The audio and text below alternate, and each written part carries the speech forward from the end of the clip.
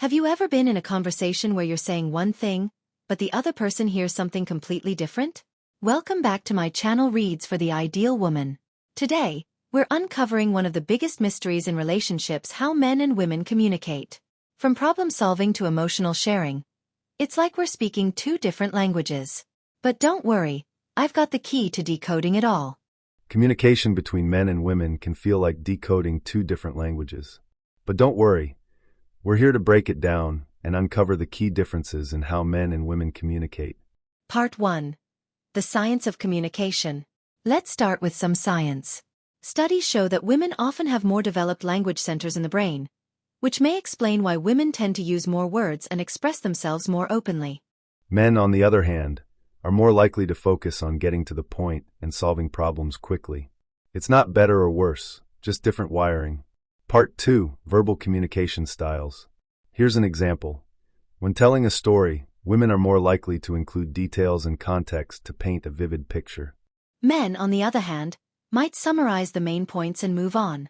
This can sometimes make it seem like men are too blunt or women are too long-winded, but it's just a difference in communication style. Part 3. Emotional expression. Another key difference is emotional expression. Women often use conversation as a way to connect emotionally. They talk to feel heard and supported. Men, however, may see emotions as something to manage internally or express through actions rather than words. This can lead to misunderstandings, especially in relationships. Part 4. Listening versus fixing. This brings us to a classic challenge: listening versus fixing. Men often approach conversations with the goal of solving a problem. Women, on the other hand, may simply want someone to listen and validate their feelings.